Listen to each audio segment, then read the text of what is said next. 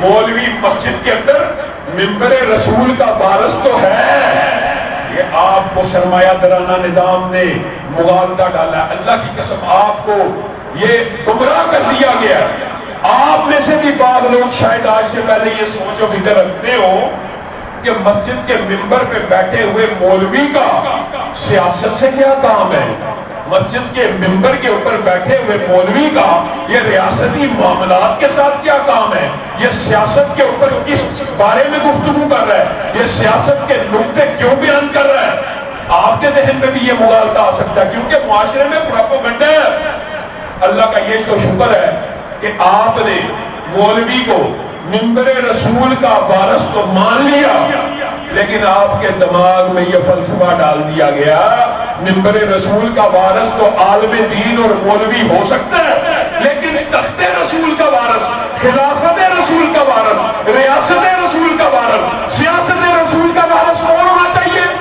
چور ہونا چاہیے، لٹیرا ہونا چاہیے۔ مولوی صاحب آپ سیاست کی بات نہ کریں، ہم مسجد میں سیاست کی بات کر رہے ہیں، منبر رسول پہ سیاست کی بات کر رہے ہیں۔ سیاست کس کو کرنی چاہیے؟ چوروں کو کرنی چاہیے، لٹیروں کو کرنی چاہیے، وڈیروں کو کرنی چاہیے، جگیرداروں کو کرنی چاہیے، اور علماء کو کیا کرنا چاہیے؟ ان کی نوکری کرنی چاہیے۔ معاذ اللہ، علماء کو ان کے جھنڈے اٹھانے چاہیے۔ اور میرے بھائیوں، ایک عام مسجد کا مولوی جسے تم امام بناتے ہو، نمازیوں کے آگے کھڑا ہوتا ہے کہ پیچھے؟ آگے کھڑا ہوتا ہے کہ پیچھے؟ علماء آگے کھڑے ہونے کے لیے آئے، علماء رہنما بننے کے لیے آئے، علماء پیشوا بننے کے لیے آئے، علماء مقتدی بننے کے لیے آئے۔ ہمارے ساتھی، ہمارے دوست، ہمارے رفقا ان علماء کی تقریریں رسول اللہ معزز سامعین گرامی قدر، سب سے پہلے میں آپ سب ساتھیوں کے ساتھ ساتھ اپنے رفقا، اپنے باوفا، اپنے باضمیر، باحمیت، باغیرت ساتھیوں کو اور ان کا تعارف کروانے سے قبل ان کا شکریہ بھی ادا کرتا ہوں، اور یہ بات سمجھتا ہوں کہ فیصل آباد حقیقت میں باوفا لوگوں کا شہر ہے، اور مجھے فیصل آباد کے جوانوں سے، فیصل آباد کے بزرگوں سے بہت سی توقعات وابستہ ہے۔ میں یہاں پہ اپنے بہت سے رفقا دیکھ رہا ہوں۔ سب سے پہلے تو میں شیخ سلیم الرحمن صاحب کا شکریہ ادا کرتا ہوں، مدن پوری صاحب کا، بھٹی صاحب کا، یوسف انور صاحب کا، حکیم سعید صاحب کا کہ انہوں نے آپ کے ساتھ ہم کلام ہونے کا موقع دیا۔ اس کے علاوہ شیخ سلیم الرحمن صاحب نے ہمارے رفقا مبشر پنو صاحب، قاسم بخاری صاحب، بھٹی صاحب، مجاہد علمی صاحب، عبدالحفیظ انجم صاحب، اور اسی طرح ملک مقصود صاحب اور دیگر بے شمار ساتھیوں کا آپ سے تعارف کروایا۔ یہ میرے ساتھی بھی ہیں، میرے رفقا بھی ہیں، میرے دوست بھی ہیں۔ اسی طرح سٹیج کے اوپر عبید اللہ لطیف صاحب اور دیگر رفقا، پروفیسر عمر صاحب ابھی بیٹھے تھے، اور نثار صاحب، دیگر بھی، میں ہر ایک کو، حکیم صاحب کا ابھی شیخ صاحب نے آپ کے سامنے ذکر خیر کی ہے۔ میں آپ سب ساتھیوں کا شکریہ ادا کرتا ہوں کہ آپ نے مجھے ان سامعین سے اور ان ساتھیوں سے ہم کلام ہونے کا موقع عنایت فرمایا۔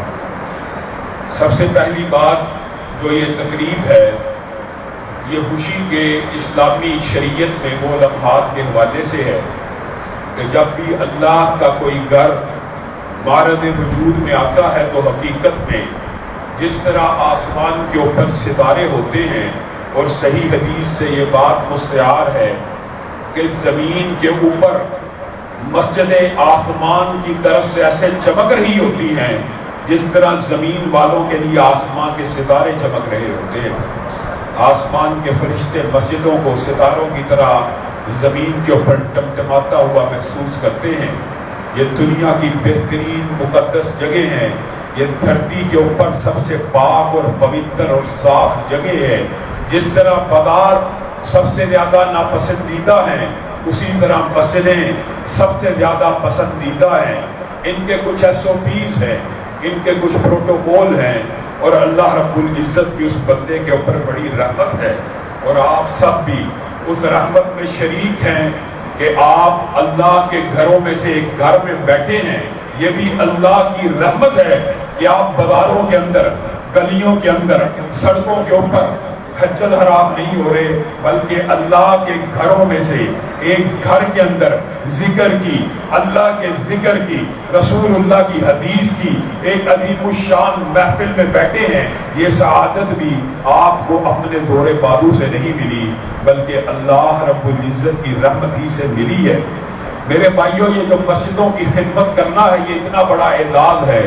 شیخ سلیم الرحمان اکیلا نہیں، یہ سارے رفقا مسجدوں کے خدمت گزار ہے، لیکن یہ خدمت گزاری آپ یہ سمجھتے ہیں معمولی بات ہے، یہ انبیاء کو اللہ رب العزت نے ڈیوٹیاں دی، ابراہیم کی، اسماعیل کی، ان طہر بیتی للطائفین والعاکفین والرکع السجود، مسجدوں کی صفائی کرنا، مسجدوں کو صاف رکھنا، یہ انبیاء کی اللہ نے ڈیوٹی لگائی ہے۔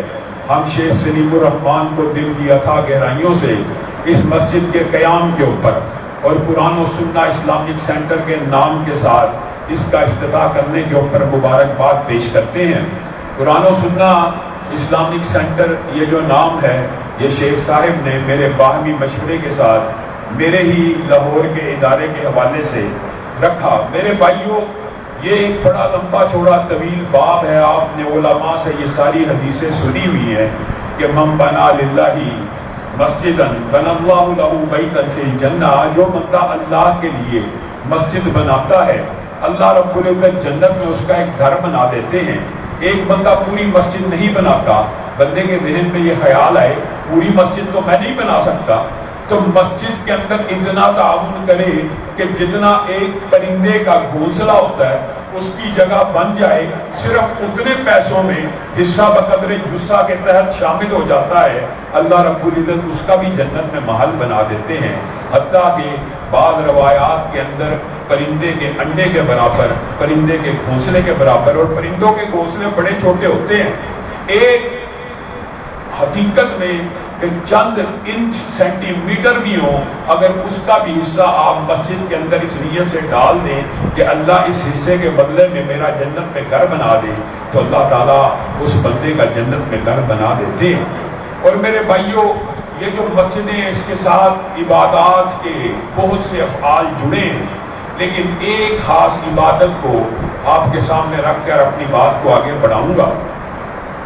مسجد میں آنے سے قبل، مسجد میں باجماعت نماز کو ادا کرنے سے قبل آپ کیا کرتے ہیں؟ وضو کرتے ہیں۔ وضو اکیلا جو مسجد کا بھی دباچہ ہے، ابھی مقدمہ ہے، عبادت کا بھی دباچہ اور مقدمہ ہے، یہ اتنی مبارک عبادت ہے، یہ اتنی مطہر عبادت ہے کہ انسان صرف ایک وضو رسول اللہ صلی اللہ علیہ وسلم کے مطابق کر لے، ایک وضو تو ہاتھ سے لے کر پاؤں تک جسم سارے کا سارا گناہوں سے پاک ہو جاتا ہے۔ اور وضو جو ابھی عبادت کا دباچہ ہے، ابھی عبادت میں قدم رکھنے سے پہلے کا مقدمہ ہے، وہ وضو اگر ایک انسان اس کو اپنی عادت بنا لے، رات سونے ایک فرشتہ نازل کرتے ہیں۔ اور ایک بات یاد رکھیے گا، ہمارا یہ عقیدہ ہے، ہمارا یہ منہج ہے، ہمارا یہ نظریہ ہے کہ جو رسول اللہ صلی اللہ علیہ وسلم نے فرمایا وہ اللہ ہی کے حکم سے فرمایا ہے۔ رسول اللہ صلی اللہ علیہ وسلم نے فرمایا جو بندہ رات بستر کے اوپر وضو کر کے لیٹتا ہے، سونے کے لیے آتا ہے، آسمان سے ایک فرشتہ آتا ہے، اس کا ساری رات کے لیے ہم سفر بن جاتا ہے، ساری رات کے لیے رفیق بن جاتا ہے۔ اکیلی یہی ایک سعادت ہو، یہی ایک بشارت ہو تو کافی ہے کہ ایک بندے کا ہم نشین، ایک بندے کا جلیس، ایک بندے کی رات کی مسافت کرنے کے لیے، ایک بندے کے ساتھ رات کو پوری کی پوری گزارنے کے لیے آسمان سے ایک فرشتہ اترے، اجر و ثواب کے لیے اتنی بات ہی کافی ہے۔ لیکن یہ بندہ جب نیند کے اندر ہاتھ کو ہلاتا ہے، کروٹ لیتا ہے، کبھی ادھر جاتا ہے، کبھی ادھر جاتا ہے، یہ تو سویا ہوا ہے، یہ تو کروٹ بدل رہا ہے، وہ فرشتہ جاگا ہوا ہے، اس کی اللہ نے ڈیوٹی لگائی ہوئی ہے، جب بھی میرا یہ بندہ جو وضو کر کے بستر کے اوپر آیا ہے کروٹ لے، اس کے لیے دعا کر کہ اللہ اس کے گناہوں کو معاف کر دے۔ اب مجھے ایک بات بتلائیے، لا یعصون اللہ ما امرہم ولا، اور دوسری آیت لا یسبقونہ بالقول، فرشتے اپنی مرضی سے بولتے، اللہ کی مرضی سے بولتے، فرشتے اللہ کے حکم کے بغیر حرکت بھی نہیں کر سکتے، زبان بھی نہیں کھولتے۔ حکم دینے والا کون ہے؟ اللہ۔ کیا حکم دے رہا ہے؟ کس کے لیے؟ مغفرت کی دعا کرو، قبول کس نے کرنی ہے؟ اب بتائیے کہ اس معافی کی دعا کی قبولیت میں کوئی شبہ ہو سکتا ہے؟ تو پھر رات کو سونے سے قبل وضو کر کے سونا یہ اپنی عادت بنا لیجئے، اور وضو حقیقت میں مسجد کی طرف آنے کا ایک دباچہ اور مقدمہ ہے، لیکن اس کی فضیلت آپ یہ دیکھیے کہ بندہ وضو کر کے سو رہا ہے، اچانک آنکھ کھل گئی، اور اللہ تعالیٰ بالعموم ہر بندے کو کیجئے 2-4 دن کے بعد یہ آپ کی زندگی معمول بن جائے گا کہ آپ وضو کر کے سوئیں گے، آپ کی آنکھ کھلے گی، ہر روز ایک نئی حاجت اللہ رب العزت کی بارگاہ میں پیش کیجئے، اللہ تعالیٰ آپ کی دعاؤں کو سنے گا۔ لیکن جو دباچہ مسجد کا ہے وہ حیران کن ہے۔ من خرج من بیتہ متطہرا الی صلاۃ مکتوبۃ فاجرہ کاجر الحاج المحرم۔ ایک حدیث صرف بیان کروں گا، آپ نے ساری کی ساری فضیلتوں کو اس ایک حدیث سے حذف کرنا ہے۔ جو بندہ گھر سے وضو کر کے نکلے، جو بندہ گھر سے وضو کر کے نکلے کہاں؟ مسجد کی طرف، کس کام کے لیے؟ نماز باجماعت کو ادا کرنے کے لیے گھر سے نکلا ہے۔ ابھی کہاں پہ ہے؟ گھر ہے، گھر سے ابھی نکلا، مسجد پہنچ گیا؟ نہیں پہنچا۔ نماز ادا کی ہے؟ نہیں ادا کی، ابھی گھر سے نکلا ہے۔ تو حدیث کے الفاظ ہیں فَأَجْرُهُ كَأَجْرِ الْحَاجِّ الْمُحْرِمِ، اس بندے کا گھر سے نکلنے کا جو اجر ہے وہ ایسا ہے جیسا اس نے احرام پہنے ہوئے حاجی کی طرح حج کو ادا کر لیا۔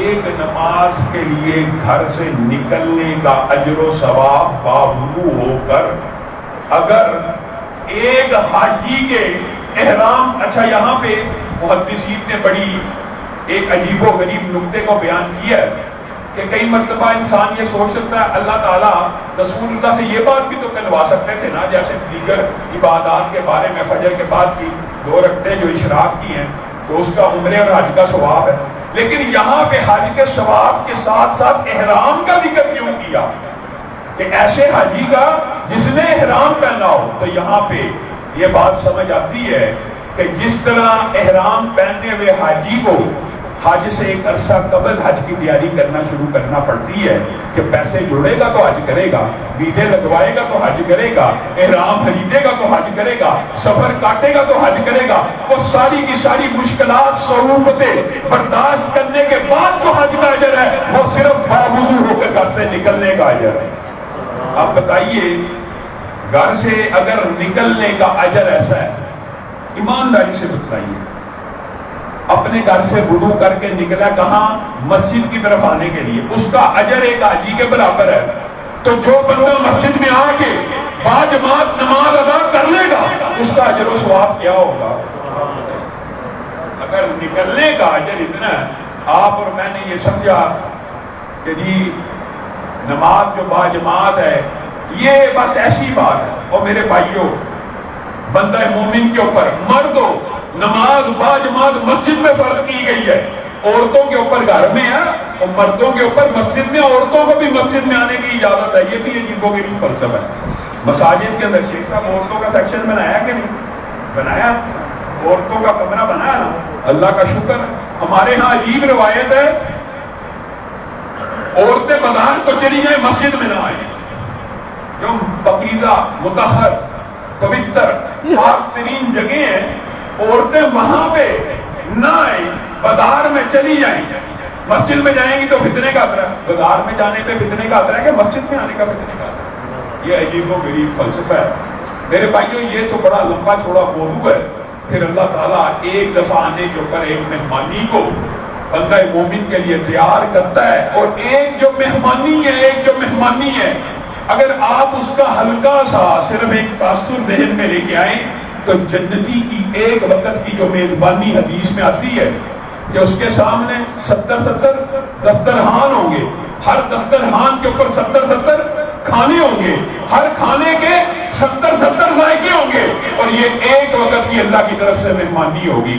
ایک نماز کے بدلے میں ایک مہمانی ملتی ہے، ایک نماز کے بدلے میں ایک حج کا ثواب ملتا ہے۔ آپ دن میں 5 حج کریں، آپ ایک ہفتے میں جتنے آپ حج کرنا چاہتے ہیں کرتے چلے جائیں، یہ آپ کے اوپر ہے۔ اللہ تعالیٰ نے آپ کے لیے یہاں پہ مسجد کو بنا دیا، اب یہ آپ کی ڈیوٹی ہے کہ آپ نے فرض نمازیں باجماعت مسجد میں ادا کرنی ہے۔ اور بڑا لمبا چوڑا یہ باب ہے، بنو سلمہ نے رسول اللہ صلی اللہ علیہ وسلم سے اور دیگر چند قبائل نے رسول اللہ صلی اللہ علیہ وسلم سے گزارش کی تھی کہ ہم مسجد النبی کے قریب اپنا گھر لے آئیں، قبیلہ لے آئیں۔ رسول اللہ صلی اللہ علیہ وسلم نے کہا ہرگز نہیں، تم جو آتے ہو تمہارے آنے والے قدموں کے نشان بھی، اٹھنے والے قدموں کی تعداد بھی اللہ کے ہاں لکھی جاتی ہے، اور واپس جانے کے قدم بھی لکھے جاتے ہیں، صرف آنے کے نہیں بلکہ جانے کے بھی۔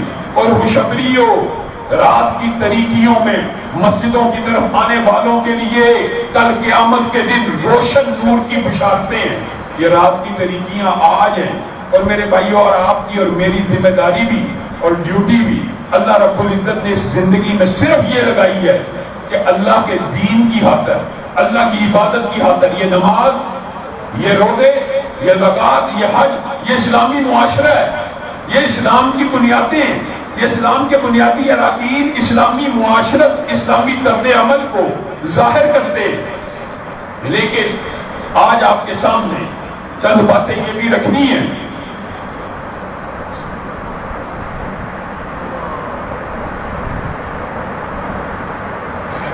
بہت سے ساتھی ایسے بھی ہیں جن کے میں نام نہیں لے سکتا، شیخ شاہد قیوم صاحب ہے، وہ ایسے ساتھی بعد میں برا نہ منائیں، کئی مرتبہ ذہن سے کسی بندے کا نام محو ہو جاتا ہے۔ میرے بھائیوں، میں آپ کے سامنے چند باتیں، میرے بھائی عظیم اختر بھائی بھی بیٹھے ہوئے ہیں، میں آپ کے سامنے چند باتیں اس حوالے سے بھی کرنا چاہتا ہوں کہ یہ مسجد تو بن گئی، یہ مسجد عبادت گاہ بھی بن گئی۔ آپ اس مسجد کے اندر صبح فجر سے لے کے رات تک سبحان اللہ کہتے رہے، اللہ اکبر کہتے رہے، بسم اللہ پڑھتے رہے، قرآن پڑھتے رہے، تلاوتیں کرتے رہے، روزے رکھتے رہے، اپنے جسم و بدن کے اوپر لاگو کرتے رہے، دین کو لاگو کرنا چاہیے، اس پہ اعتراض نہیں ہے۔ اس مسجد کے اندر کوئی بندہ بھی اٹھے فجر سے لے کے عشاء تک سبحان اللہ کی تسبیح نکالے، استغفر اللہ کی تسبیح نکالتا رہے، پوری دنیا کے کفر کو اس بات کے اوپر سے کوئی فرق نہیں پڑے گا کہ ایک بندہ مسجد میں بیٹھ کے سبحان اللہ کہہ رہا ہے، الحمدللہ کہہ رہا ہے، اللہ اکبر کہہ رہا ہے۔ آپ نے اس بات کے اوپر غور کرنا ہے کہ سبحان اللہ، اللہ اکبر کہنے سے، لمبے لمبے سجدے کرنے سے، نمازیں پڑھنے سے عالم کفر کو کوئی فرق کیوں نہیں پڑتا؟ کیوں نہیں پڑتا؟ کبھی آپ نے اس بات کو غور کیا؟ آپ نے عبادت کا ایک جز تو مکمل کر لیا، اپنے رب کو راضی کرنے کے لیے اپنے روح و بدن کے اوپر اللہ کے نازل کردہ احکامات کو نافذ تو کر لیا، تو آپ کو کے خلاف کفر کو ہونا چاہیے، کیوں نہیں ہوتا؟ کیونکہ یہ بات سمجھنے کی ضرورت ہے، اس کو آپ کے سبحان اللہ سے، اللہ اکبر سے، اس سجدے سے، اس روزے سے، اس رکوع سے کوئی فرق نہیں پڑتا، کیونکہ آپ عبادات کو مسجد کے اندر لے کے کرتے رہے، پورا عالم کفر آپ کے ساتھ کھڑا رہے گا، آپ کو سپورٹ بھی کرے گا، ہو سکتا ہے مسجدیں بھی بنا دے، ایسی مسجدیں بھی بنوا دے جہاں پہ صرف یہ تسبیحات اور اللہ کے نعرے لگتے رہے، شاید وہ آپ کو خود بھی بنا کے دے دے، کیونکہ آپ دین کو کہاں پہ لے آئے؟ سمیٹ کر مسجد میں۔ اگر آپ اسی دین کو، رسول اللہ صلی اللہ علیہ وسلم کے مشن کو، ایک رکن تو یہ اپنے روح و بدن پہ نافذ کرنا، اپنے جسموں پہ نافذ کرنا، اور دوسرا جو رسول اللہ کے مشن کا حصہ ہے، وَالَّذِي أَرْسَلَ رَسُولَهُ بِالْهُدَى وَالدِّينِ الْحَقِّ لِيُظْهِرَهُ عَلَى الدِّينِ كُلِّهِ، یہ جو مشن کا دوسرا حصہ ہے کہ اس نافذ کر دیا جائے، اس دین کو ریاست کے اوپر نافذ کر دیا جائے، اس دین کو سیاست کے اوپر نافذ کر دیا جائے، اس دین کو بازاروں کے اوپر نافذ کر دیا جائے، اس دین کو مسجد سے اٹھا کر پورے علاقے کے اوپر نافذ کر دیا جائے۔ جب آپ مسجد سے سبحان اللہ اللہ کی تسبیحاں لے کر اس دین کو بازار کے اوپر بھی نافذ کرنے کے لیے جائیں گے، عالم کفر آپ کے خلاف کھڑا ہو جائے گا۔ بازار کا نظام تو سود پہ چلے گا، تم رسول اللہ کے دین کو بازار پہ نافذ کرنا چاہتے ہو، رشوت ختم کرنا چاہتے ہو، سود ختم کرنا چاہتے ہو، ایسا نہیں ہو سکتا۔ تم رسول اللہ کے دین کو مسجد سے نکال کر عدالت میں لے کے جانا چاہتے ہو، نہیں، عدالت میں تو وہی قانون چلے گا جو ہم نے ایجاد کیا ہوا ہے، اسلامی قوانین، اسلامی حدود اللہ کا نفاذ اگر تم عدالتوں میں کرو گے پورے دنیا کا عالم کفر کھڑا ہو جائے گا۔ اسی طرح اگر آپ اس دین کو سیاست میں لے جائیں گے تو پوری دنیا کا عالم کفر آپ کے خلاف ہو جائے گا۔ میرے بھائیو، یہ بات سمجھنے کی ضرورت ہے۔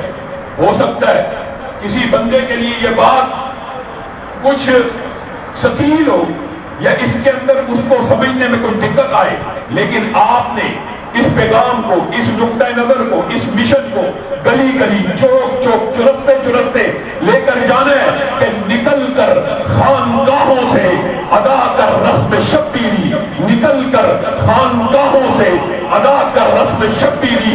یہ جو اقامت دین کی جدوجہد ہوتی ہے، اس سے عالم کفر کو فرق پڑتا ہے۔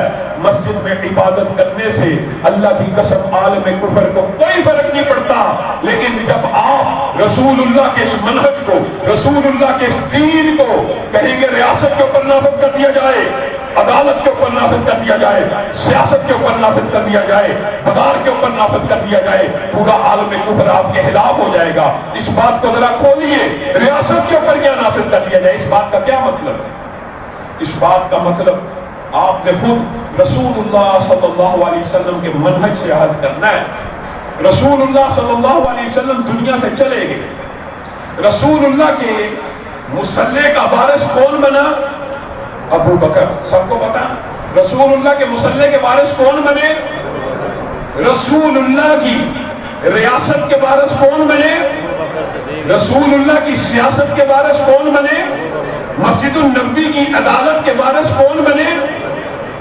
بتائیے، اگر ابو بکر کے علاوہ ریاست کے والی کوئی اور بنے تھے، سیاست کے وارث کوئی اور بنے تھے، تو ہمارے سامنے ہمارے اوپر جو اعتراض کرتے ہیں، آج دلائل کی دنیا میں ہمارے سامنے اس بات کو رکھیں کہ کیا رسول اللہ صلی اللہ علیہ وسلم نے یہ نہیں تھا فرمایا کہ بنو اسرائیل کے سیاسی قائد ان کے نبی ہوا کرتے تھے، ایک نبی جاتا دوسرا نبی ان کا سیاسی لیڈر بھی بن جاتا؟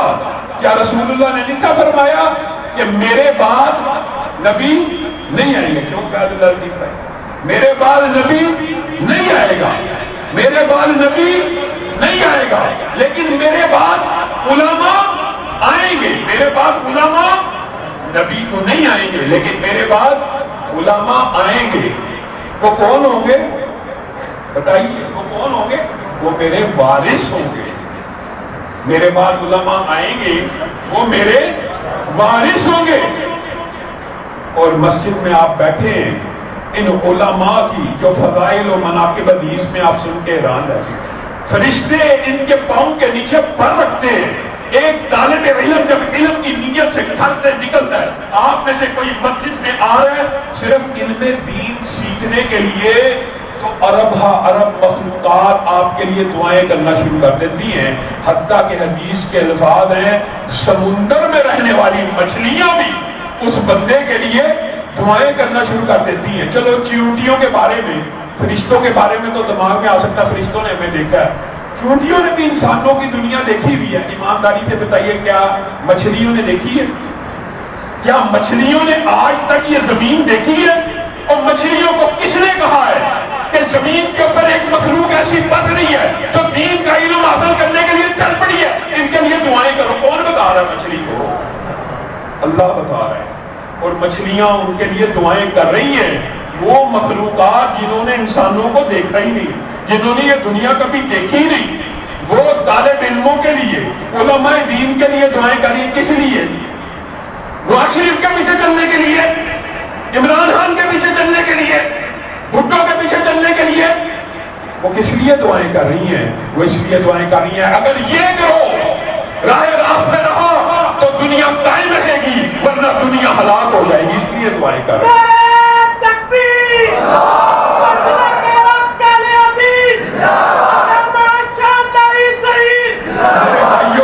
عجیب و غریب فلسفہ بنا لیا، عجیب و غریب فلسفہ۔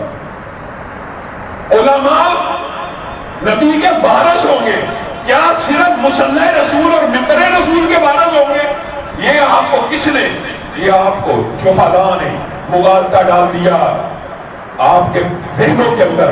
کیپٹلزم نے، صنعتی انقلاب نے سرمایہ دی۔ مولوی مسجد کے اندر ممبر رسول کا وارث تو ہے، یہ آپ کو سرمایہ درانہ نظام نے مغالطہ ڈالا۔ اللہ کی قسم آپ کو یہ گمراہ کر دیا گیا۔ آپ میں سے بھی بعض لوگ شاید آج سے پہلے یہ سوچ و فکر رکھتے ہو کہ مسجد کے ممبر پہ بیٹھے ہوئے مولوی کا سیاست سے کیا کام ہے؟ مسجد کے ممبر کے اوپر بیٹھے ہوئے مولوی کا یہ ریاستی معاملات کے ساتھ کیا کام ہے؟ یہ سیاست کے اوپر کس بارے میں گفتگو کر رہا ہے؟ یہ سیاست کے نقطے کیوں بیان کر رہا ہے؟ آپ کے ذہن میں بھی یہ مغالطہ آ سکتا ہے، کیونکہ معاشرے میں پروپیگنڈا ہے۔ اللہ کا یہ تو شکر ہے کہ آپ نے مولوی کو ممبر رسول کا وارث تو مان لیا، لیکن آپ کے دماغ میں یہ فلسفہ ڈال دیا گیا ممبر رسول کا وارث تو عالم دین اور مولوی ہو سکتا ہے، لیکن تخت رسول کا وارث، خلافت رسول کا وارث، ریاست رسول کا وارث، سیاست رسول کا وارث کون ہونا چاہیے؟ چور ہونا چاہیے، لٹیرا ہونا چاہیے۔ مولوی صاحب آپ سیاست کی بات نہ کریں، ہم مسجد میں سیاست کی بات کر رہے ہیں، ممبر رسول پہ سیاست کی بات کر رہے ہیں۔ سیاست کس کو کرنی چاہیے؟ چوروں کو کرنی چاہیے، لٹیروں کو کرنی چاہیے، وڈیروں کو کرنی چاہیے، جگیرداروں کو کرنی چاہیے، اور علماء کو کیا کرنا چاہیے؟ ان کی نوکری کرنی چاہیے۔ معاذ اللہ، علماء کو ان کے جھنڈے اٹھانے چاہیے۔ اور میرے بھائیوں، ایک عام مسجد کا مولوی جیسے تم امام بناتے ہو، نمازیوں کے آگے کھڑا ہوتا ہے کہ پیچھے؟ آگے کھڑا ہوتا ہے کہ پیچھے؟ علماء آگے کھڑے ہونے کے لیے آئے، علماء رہنما بننے کے لیے آئے، علماء پیشوا بننے کے لیے آئے، علماء مقتدا بننے کے لیے آئے۔ ہمارے ساتھی، ہمارے دوست، ہمارے رفقا، ان علماء